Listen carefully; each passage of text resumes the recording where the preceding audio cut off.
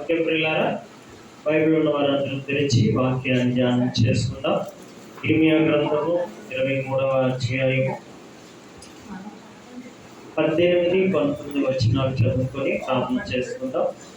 ఇర్మియా గ్రంథము 23వ అధ్యాయము 18, 19 వచనం. యెహోవా మాట విని గ్రహించినట్లు ఆయన సభలో నిలిచివాడు ఎవడు? నా మాటను గ్రహించినట్లు దాన్ని లక్ష్యము చేసిన వాడు ఎవడు? ఇదిగో యెహోవా యొక్క మహో ఉగ్రతయును పెనుగాలి బయలువెళ్ళుచున్నది. అది భీకరమైన పెనుగాలి. అది దుష్టుల తల మీదకి పెళ్ళున దిగును. తన కార్యమును సఫలపరచే వరకును, తన హృదయ ఆలోచనలను నెరవేర్చే వరకును యెహోవా కోపము చల్లారదు. అచ్చు దినములలో ఈ సంగతిని మీరు బాగుగా గ్రహించెదరు. చాలా ప్రార్థించేద్దాం, శిరస్సు వచ్చుదాం. ప్రియులారా, తండ్రిని వేడుకుందాం. పరలోకమందున్న మా కన్న తండ్రి, నీకు వందనాలు స్తోత్రాలు చెల్లిస్తున్నాం. మరి ఇప్పటి వరకు జరిగించిన క్రమమును బట్టి నీకు వందనాలు తండ్రి. మరి బిడ్డలు ఇచ్చిన సాక్ష్యాన్ని కూడా మీరు విన్నారు. మరి అద్భుతముగా, ఆశ్చర్యముగా మేలు చేయండి. నీ మీద ఆధారపడిన వారిని ఎప్పటికీ ఆయనను చేయి విడిచేవాడు కాదు. కాబట్టి నీ సన్నిధిలో ప్రార్థిస్తున్నాం. మంచి మాటలతో మమ్మల్ని అందరినీ కూడా బలపరచు. నీ మాట లేకపోతే మేము చిక్కబడతాం ప్రభు, దారి తప్పిపోతాం ప్రభు. మరి మేము దారి తప్పకుండా ఉండాలి అని అంటే నీ మాటలు మా అందరికీ కూడా అత్యవసరమై ఉన్నది ప్రభు. మీరే మాతో మాట్లాడి మహిమయు ఘనతయు ప్రభావములు పొందుకోమని క్రీస్తు పేరిట ప్రార్థించి స్తుతించి వేడుకుంటున్నాము తండ్రి. ఆమేన్, ఆమేన్. పిల్లరా, మరి ఇక్కడ చాలా జాగ్రత్తగా వాక్య భాగాన్ని ధ్యానం చేద్దాం.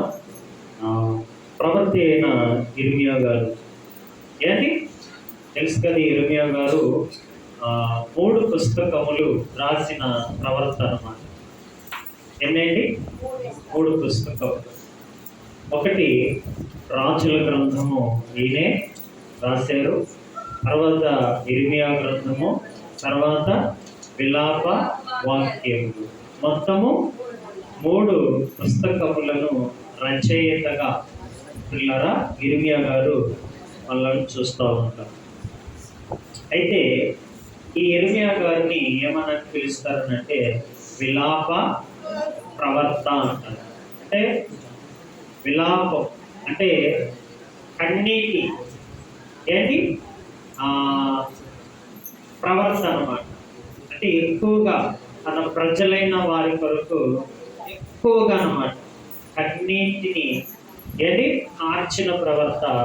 తర్వాత గంధల కాడని, ఇప్పుడంట గంధల కాడని తన ప్రజల దగ్గరికి వెళ్ళి దేవుని వాక్యాన్ని ధారాళముగా అందించిన ప్రవర్త. అంటే తనలో చాలా మంచి మంచి గుణ లక్షణములు కనబడుతూ ఉంటాయి. అందుకే యేసు ప్రభు వారి గురించి కూడా ఒక చోట యేసు ప్రభు వారు అడుగుతారు, ఈ ప్రజలు నన్ను గురించి ఏమనుకుంటున్నారు అని అన్నప్పుడు, అయ్యా నిన్నేమంటున్నారు అంటే ఇర్మియా గారు అని అంటారు. ఎవరంట? ఎవరిని?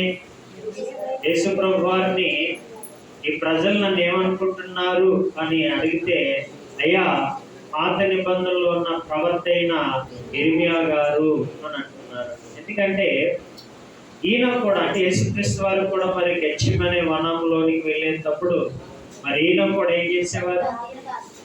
తండ్రికి ఏం చేసేవారు? చాలా కన్నీటిని విలపించేవాడు అన్నమాట. ఎవరి కోసం? మనందరి కోసం. అంటే ఆనాటి ప్రజలైనా మనమైనా అందరూ మన ఆయనలో ఉన్నవారు కాబట్టి అందరూ రక్షింపబడాలి అని అంటే ప్రియులారా ఎంతో మరి కన్నీటిని ఒలికించిన భక్తుడిగా ఇక్కడ ఇర్మియా గారు మనకి కనబడుతున్నారు.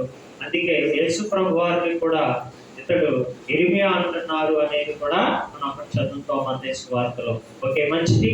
అయితే ఈ ఇర్మియా గారు ప్రవర్త ఉంది చాలా విషయాలు ప్రియులారా, దారి తప్పుతున్న వారిని, చెదిరిపోతున్న వారిని, దేవుని యందు నిర్లక్ష్యము కలిగి ఉన్న వారందరినీ కూడా ఒక తాటి మీదకి తీసుకుని వచ్చి దేవుని యొక్క ప్రేమ ఎంతో గొప్పదో, లేక ఆయన యందు ఉన్న వారు ఎలాంటి కన్యలో ఎలాంటి భాగ్యవంతులు అవుతారో మరి ఈ విషయాలన్నిటినీ కూడా ఇర్మియా గారు చక్కగా ఆనాటి ప్రజలకు చక్కగా విశదీకరించడము మనం చూస్తూ ఉంటాం.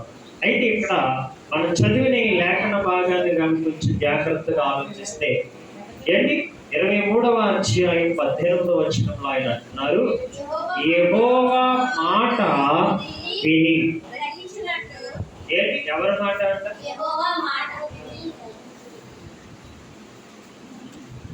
ఎవరి మాట ఇది? యెహోవా మాట. జాగ్రత్తగా విన్నారు. యెహోవా అంటే ఎవరు? ఉన్నవాడు, అనువాడు. అంటే ఎప్పటి నుంచి ఉన్నాడు అనేది ఎవడు కూడా భూమి మీద ఉన్నవారు ఎవరము చెప్పలేదు. ఆయన అనంతుడు, ఉన్నవాడంతే. ఉన్నవాడు ఏం చేస్తున్నారు అనేది ఇక్కడ అంటున్నాడంటే యెహోవా మాట అన్నాడు. ఎవరి మాట అంటే అంటే బైబిల్ గ్రంథంలో ఉన్న మాటలు ఎవరు అనేది చెప్తుంది ఇక్కడ మనకి. ఉన్నవాడు మాట అంటే దేవుని మాటలు. ఇవన్నీ కూడా దేవుడు రాయించిన మాటలు. ఇప్పుడు వీటిని ఏం చేయాలంట? మనం విని, ఆయన మాట్లాడుతున్నాడంట, మనం ఏం చేయాలంట? వినాలి. ఇది రూల్స్ అన్నమాట. రూల్స్ ఉంటాయి కదా, ప్రతిదానికి కొన్ని రూల్స్ ఉంటాయి కదా. ఇప్పుడు ఆయన ఏం చేస్తున్నాడు? మాట్లాడుతున్నాడు. ఆయన మాట్లాడేవాడు, మనం ఎవరు? వినేవాడు. అంతే కదా ఉంది. లేకపోతే మనం మాట్లాడితే ఆయన వినాలా? ఆయన మాట్లాడితే మనం వినాలి. మనం వింటే ఏమవుతాం? బ్రతుకుతాం. మనం బ్రతకాలంటే ఎవరి మాటలు వినాలి? అది తిండి వల్ల కాదు. అందుకే ప్రతి మనుషుడికి ఆయన చెప్తున్న మాట ఏంటంటే యెహోవా మాట్లాడుతున్నాడు, ఎవరు వినాలి? భూమి మీద ఉన్న సమస్త జనులు దాన్ని ఏం చేయాలనంటే వినాలి. వింటే ఏమవుతుందనంటే దేవుడు ఎవరో స్పష్టంగా అర్థమవుతుంది. తర్వాత మనం ఎవరమో మనకు అర్థమవుతుంది. మరి దేవుడు చెప్పిన మాట కానీ మనం వినకపోతే ఆయన ఎవరమో మనం ఎవరమో మనకి కూడా తెలియదు. మనం కూడా ఏదో వచ్చాము, ఏదో కొంతకాలం బ్రతికాము, వెళ్ళిపోయి ఇంతే తప్ప అసలు మనం ఎందుకు వచ్చాము, ఎందుకు ఆయన్ని కలిగి ఉన్నామనే విషయము, మాధుర్యము మనకి తెలియకుండా ఆగమ్య గోచరంగానే అయిపోతుంది అన్నమాట జీవితం. అందుకే దేవుడు ఏమంటున్నాడనంటే నేను యెహోవానైన నేను మాట్లాడుతున్నాను, మీరందరూ కూడా దాన్ని ఏం చేయాలనంటే వినాలి. ఎలా వినాలి? వినడంలో కూడా రకరకాలు ఉంటాయి. ఉంటాయి లేదా? ఏమ్మా? అనాలోచనలతో వినేవారు ఉంటారు. తర్వాత భయభక్తులతో వినేవారు కూడా. అయితే ఇప్పుడు దేవుడికి ఎలాంటి వారుగా వినాలని అనుకుంటున్నాడు అంటే నేను దేవుడని ఎవరైతే భయభక్తులు కలిగి వింటున్నారో అలాంటి వారే నాకు కాదు. ఇప్పుడు టీవీలో న్యూస్ వస్తుంది, చాలా మంది అంటే ఏం చేస్తారు? వింటారు. ఏం చేస్తారు? వింటారు. ఏవో తెలుసుకుంటారు. దానివల్ల ఏమైనా వస్తుందా మనకి? ఏమైనా ఉపయోగం? ఆ న్యూస్ విన్నానంటే నాకు మేలు జరిగింది, ఆ వార్తలు చదివానంటే నాకు అనేది ఏమైనా ఉంటుందనంటే వాటి వల్ల ఏమి మనకి ఉండదు. కానీ దేవుడు పలికే ప్రతి మాట కానీ మనం వింటే మనం ఏమవుతామనంటే మనకి ఉపకారం జరుగుతుంది, అంటే మేలు జరుగుతూ ఉంటుంది. అంటే వినుట వల్ల మనకి ఏం కలుగుతుందంట? మేలు మేలు రైలు గారు చూడండి, ఆ సౌండ్ ఎక్కువ ఏంటి ఏమైపోయిందంట? మేలు అనేది ఎక్కువగా కలగాలనంటే ఎక్కువగా ఎవరి మాట వినాలి? అంటే ఏమీ చేయొద్దు కదా, ఏంటి ఎక్కువ మేలు కలగాలి.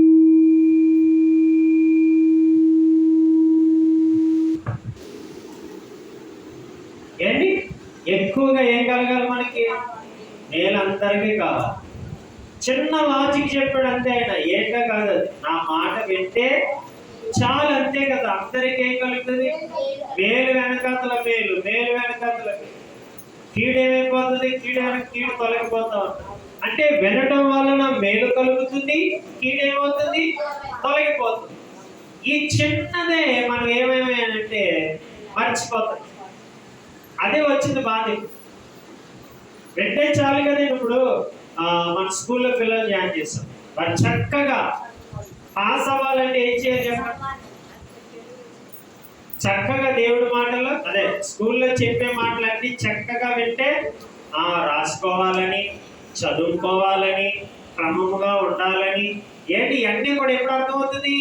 విన్నప్పుడు. అదే వినకుండా ప్రియులారా వారు 100కి 100 మార్కులు వచ్చేయాలంటే వచ్చేస్తాయా? అసాధ్యం, రావు. అందుకే బడిలో మాస్టర్ ఉన్నాడు, ఇక్కడ గుడిలో ఎవరున్నారు? దేవుడు ఉన్నాడు. అంటే దేవుడు కూడా మనకి మాస్టరే. ఇప్పుడు ఈ మాస్టర్గా ఆయన మనకి ఏం చేస్తున్నాడు అంటే, నా దగ్గరకు వస్తున్న వారందరికీ కూడా నేను ఏది ఇవ్వాలి? పాఠాలు, అంటే వాక్యాలు నేను చెబుతాను.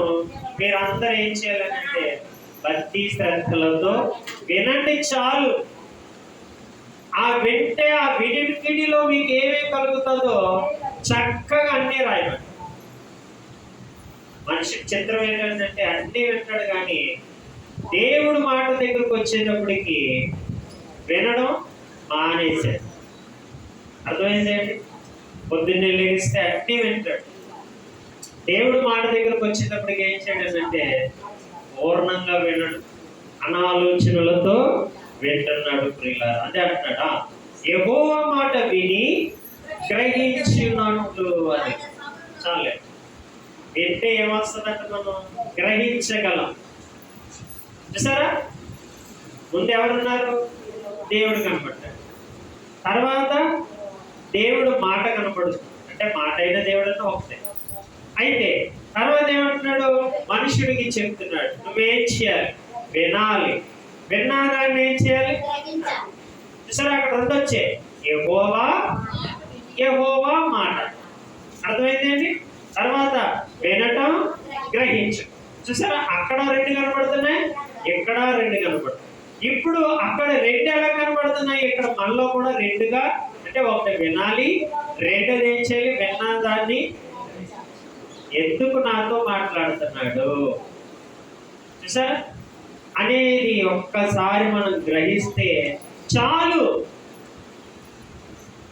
వాటికి అవన్నీ అందులో ఉన్న రహస్యాలన్నీ కూడా ఏమైపోతాయంటే చక్కగా మనకి అర్థమైపోతాయి. అందుకే కీర్తనాకారుడు ఒక మంచి మాట అంటాడు. 25వ కీర్తన పిల్లరా 14వ వచనములో చూడండి. కీర్తనల గ్రంథము 25వ అధ్యాయము 14వ వచనం. యెహోవా యందు యెహోవా యొక్క మర్మము, అదే యెహోవా మర్మము ఆయన యందు చూడండి భయభక్తుల గలవారికి. ఎవరి అంట?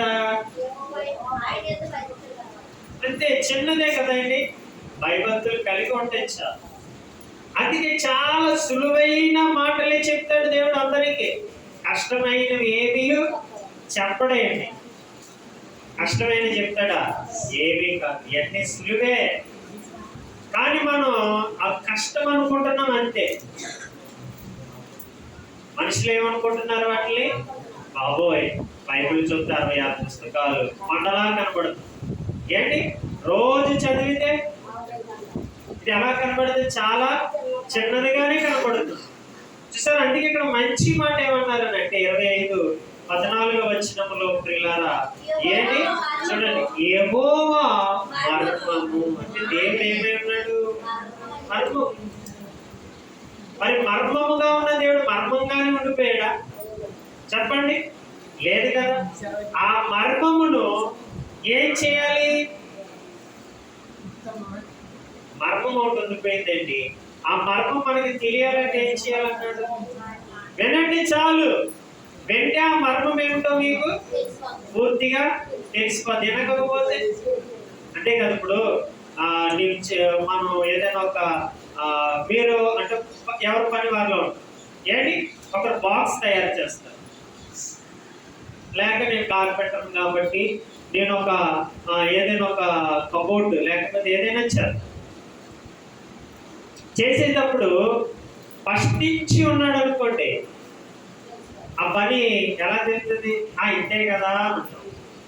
మొత్తం అంతా అయిపోయిన తర్వాత చూసాడు అనుకోండి, అయ్యో బాబు ఇది చాలా ఎలా ఉంది, కష్టంగా ఉంది. అదే ముందు నుంచి ప్రారంభం నుంచి ఉన్నది అనుకోండి, ఆ పని ఎలా కనబడుతుంది? ఇంతేనేంటి, సరే ఎలా ఉంది, చాలా ఇంతేనేటి అని తెలుస్తుంది. అదే ఫస్ట్ నుంచి లేడనుకోండి, ఎలా అనిపిస్తుంది? అయ్యి బాబు ఈ పని ఎలా చేశారా బాబు, ఇంత కష్టమా అన్నట్టుగా. మనం చూద్దామండి, బ్రిడ్జిలు కడతారు సముద్రాలు, మనం ఎలా కనపడతాం? నాయన సముద్రంలో ఏం కట్టారు? బ్రిడ్జి ఎలా కట్టారా బాబు అని మనకి ఏం చేద్దాం? ఆశ్చర్యపోతాం. అదే ప్రారంభం నుండి మీరు అది చూసారనుకోండి, ఓ ఇంతేనా, ఎలాగా ఏంటి ఇంత సులువుగా కట్టేస్తారా అనేది మనకి ఎప్పటి నుంచి ఉంటే తెలుస్తుంది? ప్రారంభం నుంచి వాడు లోపల ఎలాంటి పునాదులు వేస్తున్నాడో, ఇదేనక లేదేది పంపిస్తున్నాడు, ఇవన్నీ తెలుసుకున్నాం అనుకోండి, ఏం చేస్తాం? మరి సముద్రంలో నీరు ఉంటుంది కదండి, మరి ఎలాగైనా ఆ పిల్లర్స్ కట్టేస్తున్నారు అని మనం అనుకుంటాం కదా. ఏంటి అది చూసే వాళ్ళకి ఎలా ఉంటుందంటే, ఓ బాబు ఇది ఒక పెద్ద మర్మం, పెద్ద రహస్యం అని ఉంటుంది. ఏమీ కాదు. ఏంటి ముందు ఏం చేస్తారు? ఒక పెద్ద గొట్టాన్ని ఏం చేస్తారు? ఏంటి ఒక అంటే రౌండ్గా ఉన్న గొట్టాన్ని ఏం చేస్తారు? అందులోనికి తీసేస్తారు. ఆ రౌండ్గా ఉన్న గొట్టం అనుకోండి, అన్ని లోపలికి వెళ్తుందా? ఎందువల్ల? లోపల ఏముంది? అంటే మరి కింద నుంచి నీరు వస్తుంది కదా, ఆ నీటిని ఏం చేస్తారు? ఇంకొక పైపు ద్వారాగా పైకి లాగేస్తారు అన్నమాట. నీరంతా అప్పుడు లాగేసిన తర్వాత కింద వేసేస్తారు ఏంటి? ఆ ముడి పదార్థాలు ఏం చేస్తారు? వేసేస్తూ ఉంటారు. నీరు వచ్చే కొలది ఒకటి లాగుతూ ఉంటది, అది రాకుండా ఒకటి ఆపుతా ఉంటది. ఇలా ఇలా ఒకటి దాని వెనకలు ఒకదాని వెనకలు వెళ్ళగలను. అలా అలాగే ఏమవుతుందంటే ఒక పిల్లర్స్ అనేది రెడీ. అంటే ప్రారంభం నుండి మనం చూస్తే ఎలా అనిపిస్తుందంటే, ఒకవైపు సులువుగా వేసించా, సముద్రంలో కూడా ఇంత సులువుగా కట్టచ్చా అన్నది అర్థం. అంతే తప్ప మనం ప్రారంభం నుంచి లేమనుకోండి, అది ఎలా కనబడుతుంది అంటే ఓరు బాబో అన్నట్టు. దేవుడు కూడా అంతేనండి. దేవుడు కూడా ఎంత అంతే.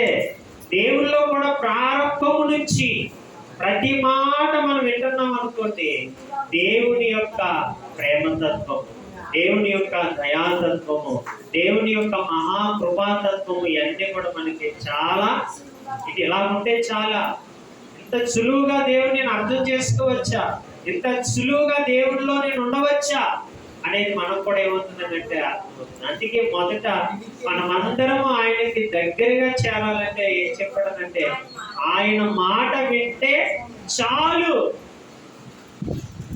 సరే ఇదేనా పెద్ద కష్టమా చెప్పండి? కష్టం కానిది చెప్తున్నాడు ఎప్పుడు దేవుడు, సులువైనదే చెప్తున్నాడు. కానీ మనుషుడు దాన్ని సరిగా వినకపోవటం వలన, గ్రహించలేకపోవటం వలన అమ్మో దేవుడు అంటే కొండలా చూస్తున్నాడు, అంటే భారంగా చూసుకుంటున్నాడు. లేదండి, దేవుడు అందరికీ కూడా చాలిన దేవుడు. ఆయన కష్టమా చెప్పండి? దేవుడు అనేవాడు కష్టంగా ఉంటాడా? ఏంటి సులువుగా ఉంటాడు.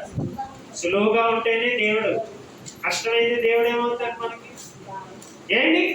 అందుకే దేవుని ఆజ్ఞలు కూడా ఎలాంటివంట, భారమైనవి కావు అని ఎక్కడ చెప్తాడనంటే ప్రియులారా యోహాను సువార్తలో మనకి ఒక మాట చదివి మళ్ళీ కీర్తనలోకి వద్దాం.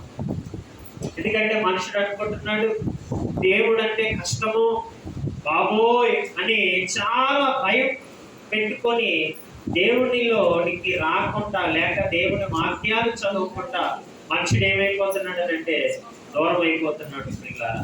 కాబట్టి దేవుడు అందరికీ సమీపముగా ఉన్నాడు అంటే అర్థమేంటి, చాలా సులువుగా నన్ను మీరు తెలుసుకోవచ్చు అని. చూడండి 1 యోహాను పత్రిక 5వ అధ్యాయము 3వ వచనం చదువుతాం. 1 యోహాను పత్రిక 5వ అధ్యాయము 3వ వచనం. మనం ఆయన ఆజ్ఞలను గైకొనుటయే అంటే సరే అంటే చిన్న చిన్న విషయాలు చూడండి ఎంత ఎక్కడికి తీసుకెళ్తున్నాయి, దేవుని యొద్దకి తీసుకుని వెళ్తాం. చూడండి ఎంత సులువుగా చెప్తున్నాడు, మనం ఆయన ఆజ్ఞలను గైకొనుటయే అంటే. దేవుని ప్రేమించాలంటే నేనేమో కట్టి అట్టుకెళ్ళాలి, ఏంటి నెత్తి మీద ఇది అట్టుకెళ్ళాలి అని అంటున్నాడా? ఏమా మీరు నన్ను ప్రేమించాలంటే ఏంటి మీ పుట్ట నిండా నాకు తీసుకురండి, ఏంటి మీ నిలువెల్ల నాకు ఇవ్వండి అని ఏమని అంటున్నాడు? ఏమీ అంటలేదు.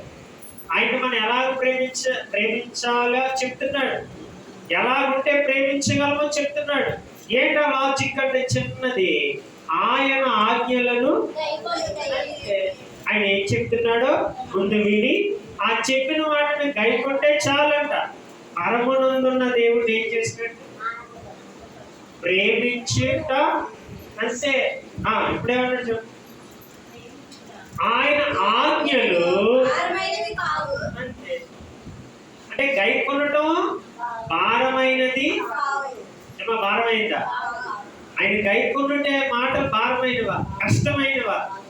అదే చూడండి ఎంత గ్రంథకర్త ఎంత చక్కగా చెప్తున్నాడు అంటే ఆయన ఆజ్ఞలు భారమైనవి. ఎందుకంటే ఎవరు చెప్తారు ఏంటి సరే, ఇప్పుడు పిల్లలు ఉన్నారు, వారికి మ్యాథ్స్ ఉంటాయి అంటే లెక్కలు. ఏంటి ఆ లెక్కలు అంటేనే ఒక్కొక్కడికి గుండెల్లో దడ వచ్చేస్తూ ఉంటుంది. ఈరోజు లెక్కలు అయ్యాక ఆ శ్వాసల గురించి లేకపోతే వాటి గురించి నేను చెప్తానని ముందుగానే చెప్పారనుకోండి స్కూల్లో, ఆ రోజు ఏం చేస్తారంటే పిల్లలు స్కూల్లో ఏం చేస్తారు, ఏంటి కెళ్ళడం అనేది ఏదో వంకలు చెప్తూ ఉంటారు.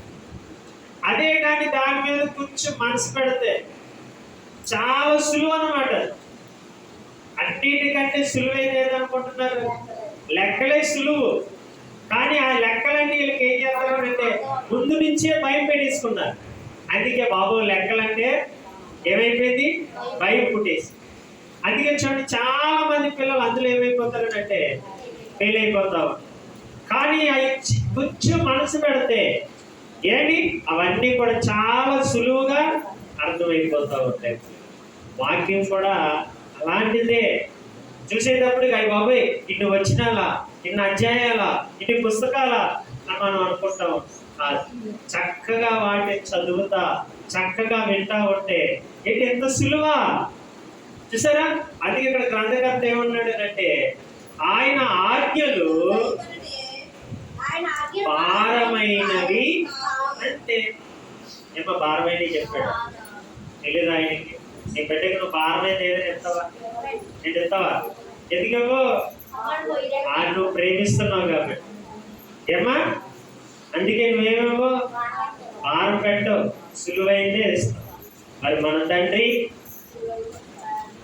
ఏంటి మనల్ని అమితముగా ఎలా ప్రేమిస్తున్నాడు, అమితముగా ప్రేమిస్తున్నాడు. మరి మన మీద నేను భారాలు పెట్టాడా? నేను మోస్తున్నాను కదా సినిమా మీరు మొయ్యండి, నేను కొరడాలతో దెబ్బలు తిన్నాను మీరు తినండి, ఏంటి నేను ముళ్ళ కిరీటం పెట్టుకున్నాను మీరు పెట్టుకోండి అని అన్నాడా?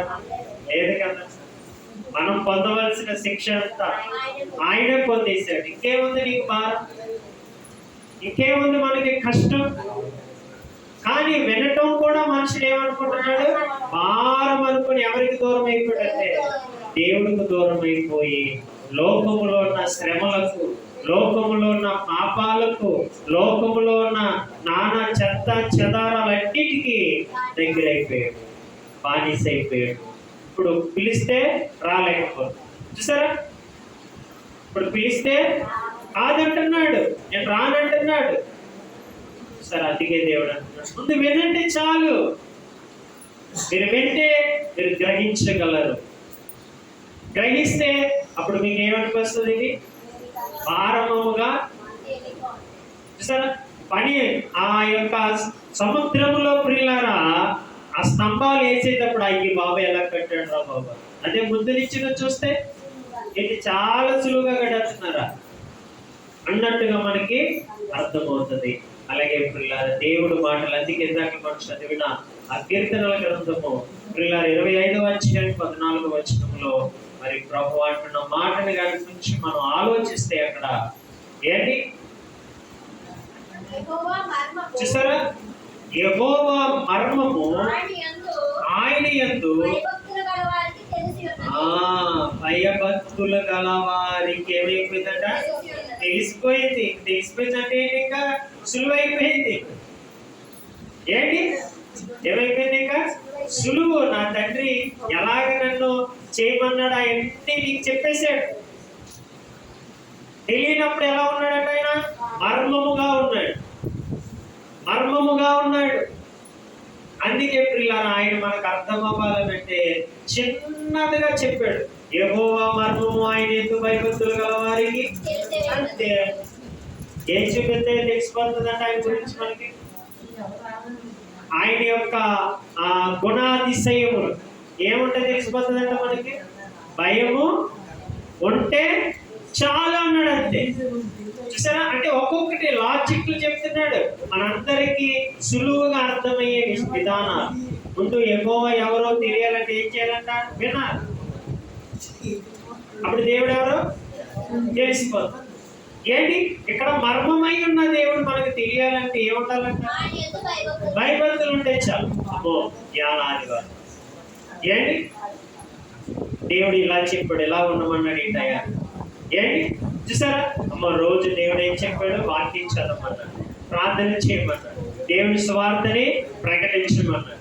ఇవన్నీ మనలో ఉంటే ఏమవుతుంది అంటే మరి విన్నాం కదా, విన్నది ఎక్కడికి పోదు. ఎక్కడ ఉంటది? మనలో ఉంటది. ఆ హృదయంలో ఉన్నది ఏం తీసుకొస్తుంది? భయాన్ని తీసుకున్నాను. ఏ భయం? లోక భయం కాదు. నేను అది అయిపోతాను, నేను ఇది అయిపోతాను, ఈ భయాలు కాదు. ఎవరి భయం ఉంటుంది? దేవుని భయం. చూసారా? దేవుని ఎందున్న భయము దేవుని యొక్క గుణాతిశయాలని మనకి తెలుసుకోవాలి. అంతే కదా?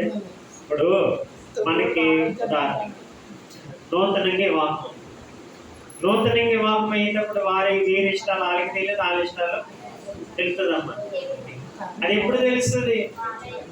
కొంతకాలం వారితో ఏంటి సహజీవనం చేయగా చేయగా చేయగా చేయగేమో చెప్పండి. ఎవరి అలవాట్లు వారికి చక్కగా మనకు అర్థమవుతాయి. ఒకసారి అర్థమైపోతాయి కదా. అర్థమవ్వో వారి రుచులేంటో వారి ఇష్టాలేంటో మనకి తెలియదు వెంటనే. అలాగే దేవుడు కూడా ఒకసారే కాదు కదా, మనము కూడా ఏం చేయాలి? ఆయనతో ఈ జీవనాన్ని ముందుకు అలా వెళ్ళే కొలది ఆహా నా దేవుడికి ఇష్టాలేంటి, నా దేవుడికి ఏది ప్రీతికరమైనది, ఇవన్నీ కూడా మనం కూడా ఎవరు చెప్పేస్తారు? ఆయనే చెప్పేస్తాడు. నువ్వు అడగక్కర్లేదు. ఏంటి మనం అడగచ్చా? లేదు, ఆయనే నాన్న అంటే నాకు ఇష్టం రా. ఏ బిడ్డను అడగడా? ఏంటి బిడ్డ అడుగుతాడు కదా తండ్రిని, నాన్న నాకు ఇది కొనవా, ఏంటి ఇది కొనవా అని. పిల్లరా, ఒక బిడ్డ తండ్రిని అడుగుతాడు.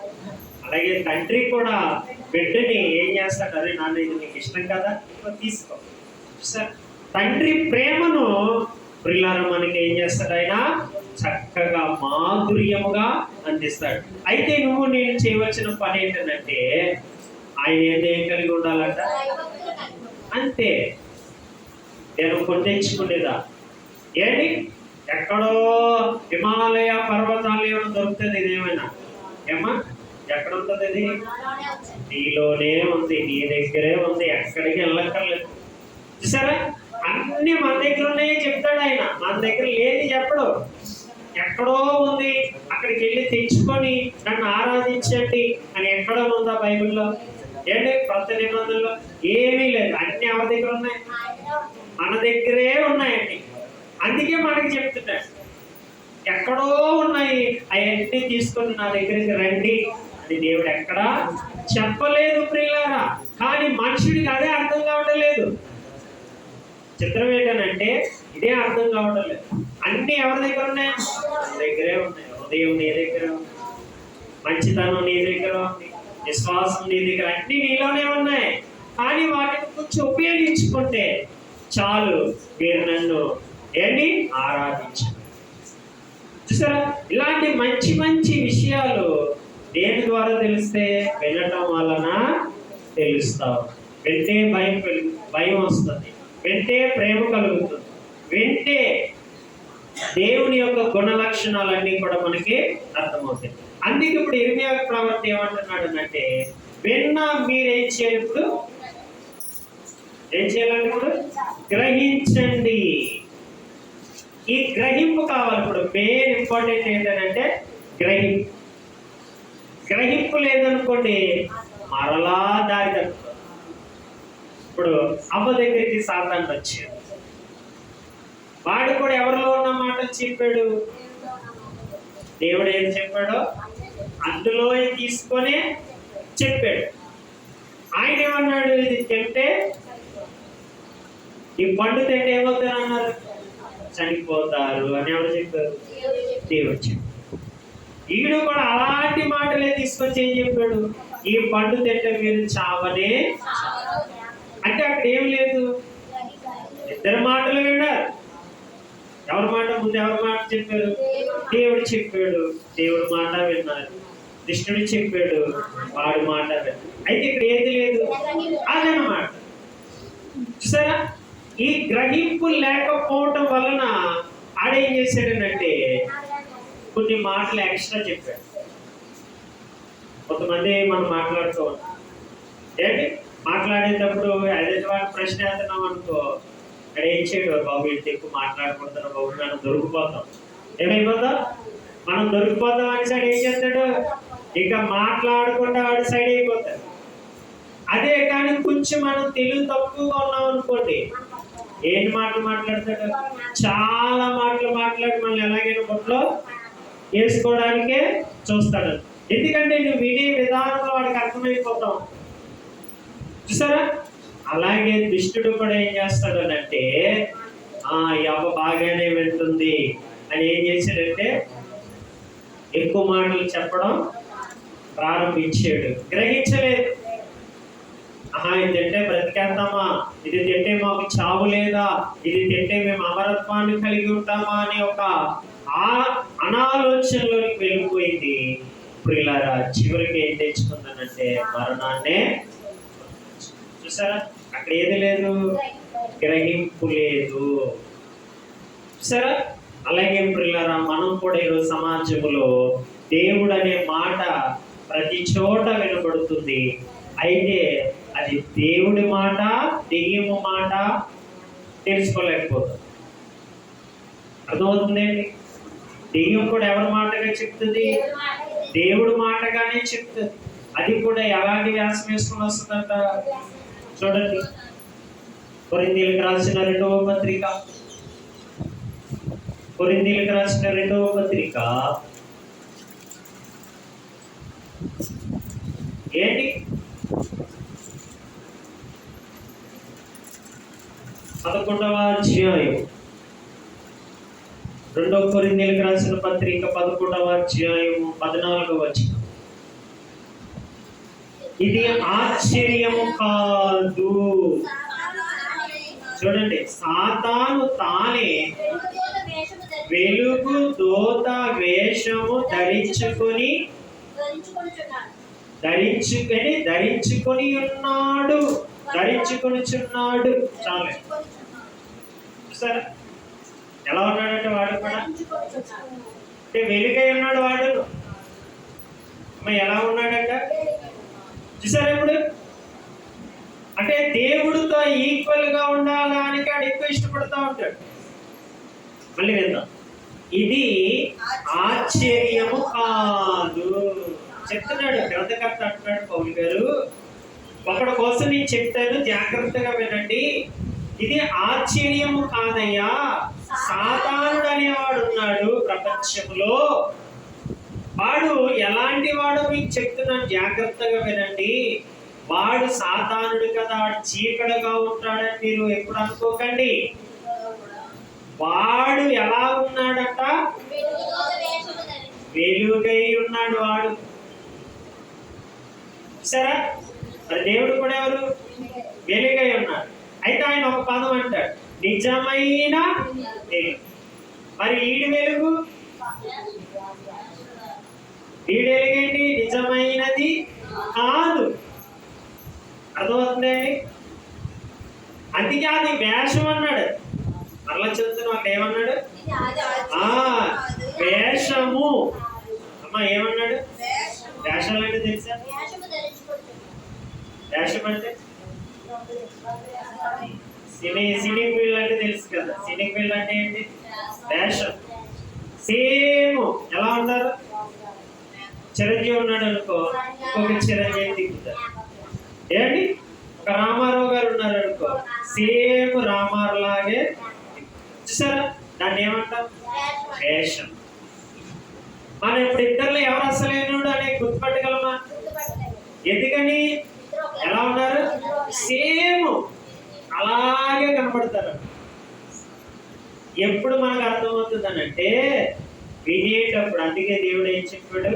యెహోవా మాట్లాడుతున్నాడు, విని గ్రహిస్తే ఎవడు ఒరిజినల్లో ఎవడు వేషధారో చక్కగా అర్థమైపోద్ది అన్నమాట. కానీ మనం రెండాటిలో విఫలం అవుతున్నాం కదా. వినే విషయంలోనూ విఫలం అవుతున్నాం, గ్రహించే విషయంలో విఫలం అవుతున్నాం. అందుకే అవ్వని ఏం చేసాడు వాడు? అందుకే అదే 11వ అధ్యాయంలో కూడా అదే 2వ వచనంలో మనం చదవండి. ఇప్పుడు చదివిన దాంట్లోనే దేవాశక్తితో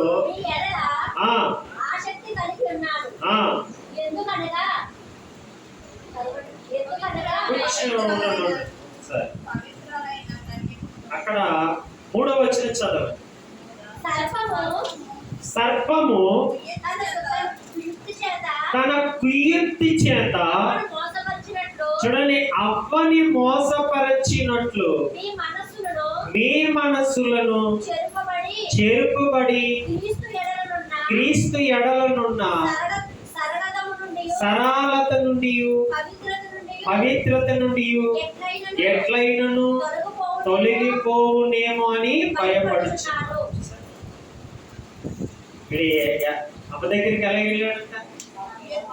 చీకటిగా వెళ్ళాడా? 4 కొమ్ములతో వెళ్ళాడా? అంత వికారంతో వెళ్ళాడా? ఎలా వెళ్ళాడమ్మా? వెలుగై వెళ్ళాడు. జాగ్రత్తగా వినా, ఎలాగెళ్ళాడు? వాడు కూడా తెల్లటి దగ్గర మర్చిపోయే వస్త్రాలు వేసుకొని వెళ్ళిపోయాడు. ఎలాగని మనం ఏమనుకుంటాం? అమ్మ బాబు ప్రభు వచ్చేసాడు రా బాబు, దేవుడు వచ్చేసాడు రా బాబు, నాతో మాట్లాడేస్తున్నాడు రా బాబు. చూసారా? అలాగే కదా అనుకుంటారు చాలా మంది. అందుకే మనుషులు మోసపోతారని వాడు ఏ వేషం వేసుకుని వెళ్ళాడనంటే వెలుగు దూత వేషమును ధరించుకుని వెళ్ళాడు. అవ్వ దగ్గరికి వెళ్ళి ఏం చేశాడంట? అదే చెప్తున్నాడు, సర్పము తన కీర్తి చేత ఎలాగంట? కీర్తి. యుక్తి వేరు, యుక్తి మంచిది. కుయ్యత్ అనేది ప్రమాదకరమైనది, చాలా భయంకరమైనది. ఏదైనంటే కుయ్యత్ చూస్తాం కదా సమాజంలో. ఏంటి? అలాంటిది కలిగిన వాడు ఎవరనంటే ఈ దుష్టుడు అన్నమాట. అందుకే అవ్వని ఏం చేసిందంట? మోసపరిచినట్లు అది అది మిమ్మల్ని కూడా ఏం చేస్తుందంట? చేస్తుంది. ఈరోజు అనేకులను ఏం చేస్తుందండి? అందరినీ చెరుపుకుంటూ మాయ చేసుకుంటూ మోసం చేసుకుంటూ అందరినీ కూడా అట్టడికి ఏం చేస్తుందంటే అది ఉంచి వేసింది, త్రొక్కి వేసింది ప్రియులారా. అందుకే ప్రభు అయిన యేసు వాక్కు మరలా మనకి పంపించి ఏం చేస్తున్నాడు? ఆయన మనలను బ్రతికిస్తున్నాడు. అందుకే మరలా మీకు ఏ ఆత్మనిచ్చాను అని అంటాడు? దత్తపుత్ర. మరలా అంటే ముందుసారి ఇచ్చాడు, దాన్ని మనం ఏం చేసుకున్నాం? అంతే కదా. అందుకే మరలా అనే పదం అక్కడ చదువుతాం కదా. ముందు మనకి ఇచ్చాడు అన్నిని, కానీ దాన్ని ఏం చేసాం? సరిగ్గా పట్టుకోలేకపోయాం, సరిగ్గా దాన్ని కాపాడలేక పోగొట్టుకున్నాం. దేవుని మహాప్రేమను బట్టి మరలా దాన్ని మనకి అనుగ్రహించి ఇప్పుడు ఏం చేయమన్నాడంటే గ్రహించండి.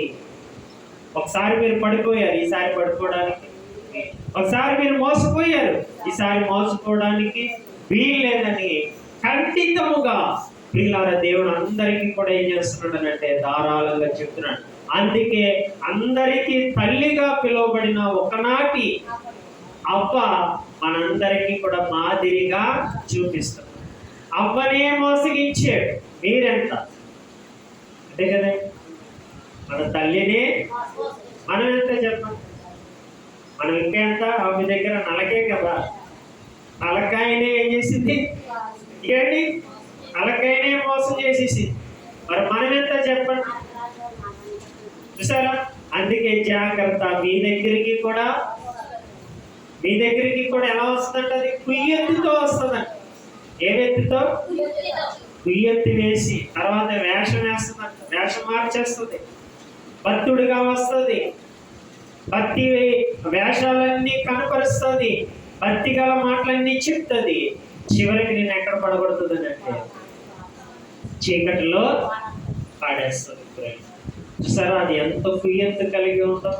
ఆది నుండి అందరిని అది ఏం చేస్తుందంటే మోసగిస్తూనే ఉంటుంది. అందుకే విన్నా మనం అందరం కూడా ఏం చేయాలంట? దాన్ని గ్రహించండి అని పిల్లలు ఆనాడు ప్రవర్తైన యెర్మీయా గారు ఆనాటి ప్రజలకు చెప్తున్నాడు. కానీ వారిలో ఏది లేదనంటే గ్రహింపు లేదు. చూసారా? ఏది లేదు? గ్రహింపు లేదు. అంటే కంటికి కనబడతలేనంత మాత్రాన మేము నమ్మాలా? మనిషిని ఏమంటారు చెప్పండి? నాకు కనబడలేదు కదా, నేను నమ్మాలా అంటారు.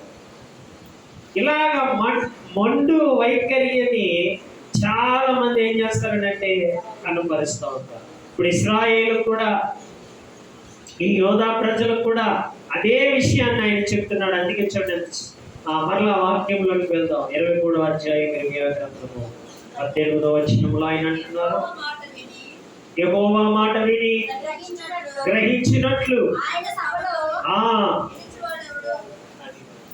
ఏ సభ? మీరు ఎవరి సభ? దేవుడు ఏర్పరచుకున్న సభ. ఈ సభలో ఎవరి మాటలు వినబడాలి? ఎవరి గ్రహింపులు ఉండాలంట? ఏ చెత్త, ఏ పెట్టగదలు ఉండకూడదు, ఎలాంటి వారి బోధలు ఉండకూడదు. అంతా ఎవరి మాటలు ఉండాలి? దేవుడు మాట ఉంటేనే అది దైవ సభ అవుతుంది. లేకపోతే ఏ సభ? ఈరోజు చాలా సభలు చూస్తున్నాం కదా. ఆ సభల్లో ఏముంటున్నాయి? తన్నుకోవడాలు, చంపుకోవడాలు, యాలములు చేసుకోవడాలు ఎన్ని చూస్తున్నాం కదా. మరి దేవుడి సభ దాని వంటిది పవిత్రమైన, నిష్కలంకమైనది, పరిశుద్ధులు కూర్చునే సభ, పరిశుద్ధ దేవుని సభ ఇది. అలాంటి సభలో మనల్ని అందరినీ కూడా ఏం చేశాడంటే ఆయన ఏం చేశాడు? సభ్యత్వాన్ని ఇచ్చి ఏం చేశాడంటే సభ్యత్వం వచ్చిందంటే ఏంటి? అధికారం ఉంది నీకు రావడానికి వెళ్ళటానికి. దేవుడు మనకి ఏమి ఇచ్చాడు? అధికారము ఇచ్చాడు. ఈ సభలో మీరు కూర్చోండి, ఈ సభలో కూర్చొని నా మాట వినండి, నేను చెప్పే మాటలను గ్రహించండి. చూసారా? ఇవన్నీ సులువైనవే. అందుకే ప్రియులారా, మంచి మాట ఆయన అన్నప్పుడు మనం చాలా జాగ్రత్తగా ఉండాలి. ఆయన సభలో నిలిచివాడు ఎవడు? చూసారా? ఆయన సభలో నిలిచిన వాడు ఏమై ఉండాలి? ఆయన మాటే వినాలి. నీ మాటలు ఉండకూడదు. ఎవరు మాట్లాడకూడదు? ఈరోజు ఎవరు మాట్లాడుతున్నాయి? దేవుడు మాట్లాడట్లేదు కదా వాక్యాల్లో. ఎవరు మాట్లాడుతున్నాయి? ఆడి మాటలే ఉంటున్నాయి. నేను ఈరోజు ఇస్తున్నానండి, అది తాగానండి, అది ఎక్కానండి, ఇది ఎక్కానండి, రాత్రి ఫ్లైట్ దిగానండి. ఎవరి మాటలు? వాళ్ళ మాటలు ఎక్కువైపోతున్నాయి. దేవుడి మాటలు ఏముంటలేదు. అందుకే మనుషుల్లో ఏది లేదు, బలము లేదు. అంటే దైవ బలము, దైవ జ్ఞానము లేకుండా పోయింది. కాబట్టి ప్రియులారా, ఇది దేవుని సభ అని చెప్పేవాడే మర్చిపోయాడు, వచ్చేవాడే మర్చిపోయాడు. అందుకే ప్రియులారా, ఈరోజు మందిరాలంటే విలువ లేకుండా పోయాయి. మందిరాల్లో నీచమైన కార్యాలు జరుగుతాయి. చేయరాని కార్యాలన్నీ ఈరోజు ఎక్కడ జరుగుతున్నాయి అంటే మందిరాల్లోనే జరుగుతున్నాయి. కారణం ఏంటంటే ఇది దేవుని సమానే జ్ఞానము, గ్రహింపు ఏంటి చెప్పేవాడిలోని లేదు, వినేవాడిలో కూడా లేకుండా పోయింది. అందుకే పిల్లలు ఈరోజు మందిరాలుగా కనపడతలేదు, డిస్కో క్లబ్బులుగా కనపడుతుంది. ఏంటి ఇంకా ఎలా కనబడుతున్నాయంటే సినిమా హాల్లో కనబడుతుంది. ఈరోజు మందిరాన్ని చూసారు ఎలా మార్చేస్తున్నారు? ఏంటి రకరకాల డిస్కోలు పెడుతున్నారు, అవి పెడుతున్నారు. ఇది మందిరానికి వచ్చానా లేకపోతే సినిమా హాల్కి వచ్చానా అన్నట్టుగా కూడా అయిపోయింది. మరి లోకంతో పాటు మనం మారాలి కదండి అని అంటారు. మరి మారిపోతాం ఏంటి? ఎంత విచిత్రంగా మాట్లాడతారు. లోకముతో పాటు మనం కూడా ఏం చేయబడాలంట? సార్, మందిరం అంటే దైవత్వమే కనపడాలి. అంటే తప్ప లోకాంతాలు, లోకంలో ఉన్నవన్నీ అక్కడ కనపడకూడదు. అప్పుడు మనసు ఏమవుతుంది? చెదిరిపోతుంది. ఏది వినబడాలి, ఏది కనబడాలంటే దైవత్వమే మన చూపులో, మన వినికిడిలో అది కనబడితేనే భయము, భక్తి అనేది కనబడుతుంది. కానీ ఇలాగా మనుషుడు మెప్పులు వాడి స్వబుద్ధి కోసం అన్ని రోజు రకరకాల అలంకరణలు చేసి పిల్లల మందిరాలను ఏం చేశారంటే శ్మశానాలుగా మార్చేశారు. ఎలా చేసేసారు? ఆడనుకుంటాడు అది నేను గొప్పగా చేశాను, కానీ దేవుడు దాన్ని ఎలా చూస్తాడనంటే శ్మశానంలాగా చూస్తాడు. జీవము కలిగిన సంఘముగా కనబడాలి తప్ప మృతులుగా కనబడకూడదు. దేవుని మాట అక్కడ కనబడకపోతే అది ఎంత పెద్ద సంఘమైనది ఏంటది? మృతులే.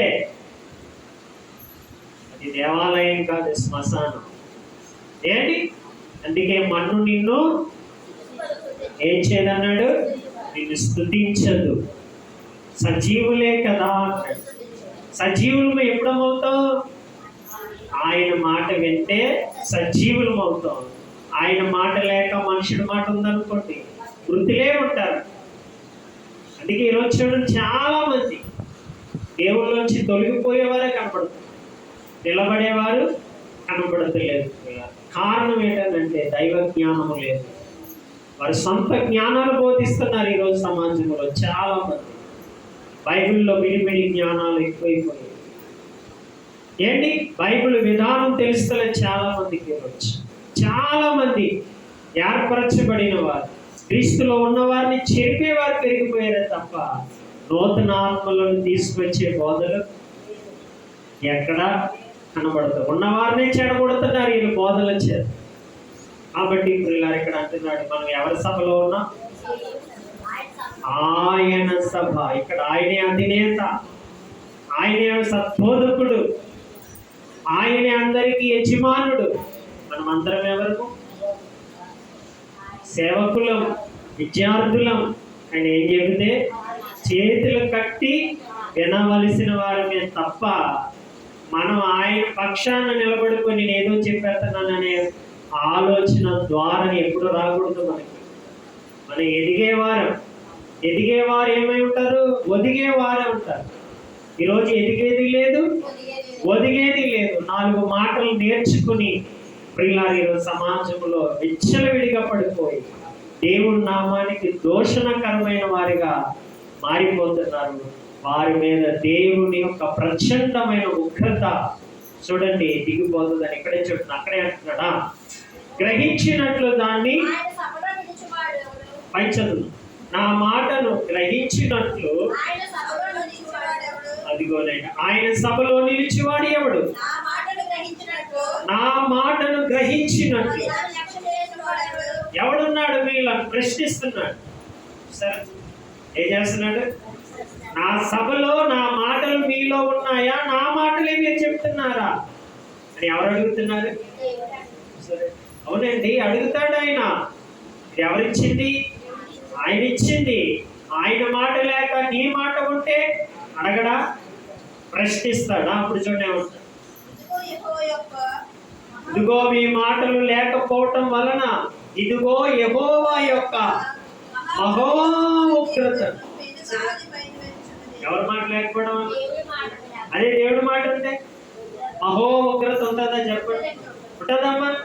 మరి ఈరోజు ప్రతి ఒక్కరి మీద శాపాలు ఎందుకున్నాయి? పాపాలు ఎందుకుంటున్నాయి? ఎవరి మాట లేకపోవడం వల్ల. దేవుడు మాట లేకపోవడం వలన అందరూ శాపములోనే ఉంటున్నారు. ఏంటి? పాపములోనే రోజు రోజుకి పెంచుకుంటున్నారు. అపవిత్రమైన మాటలు చెప్పి వాక్యాన్ని వక్రీకరించి ఇంకా పాపాత్ములుగా మారిపోతారు. వారు అయిపోవడమే కాదు, వారిని ఉన్నవారిని కూడా చెరిపేస్తారు. చాలా భయంకరమైన పాపాలు చేస్తున్నారు ఈరోజు. వాక్యాన్ని సరిగా అర్థం చేసుకోకపోవడం వలన, సరిగా చెప్పకపోవడం వలన. కాబట్టి పిల్లలు అన్నింటిని మనము పూర్తిగా గ్రహించుకోవాల్సిన వారిగా ఉన్నాం. కాబట్టి ఈ విషయాలు ఇంకా చాలా ఉన్నాయి చెప్పడానికి, మరి మనకి సమయము లేదు. కాబట్టి మరి ప్రతి ఒక్కరము ఇంకా దేవుని చిత్తమైతే మాటలు వచ్చే వారాన్ని కూడా పిల్లరా మరి పొడిగిద్దాం. ఇంకా ఇందులో చాలా విషయాలు ఉంటాయి. మరి అందరం కూడా ప్రార్థన చేద్దాం. దేవుడి మాటలు దీవించునుగాక.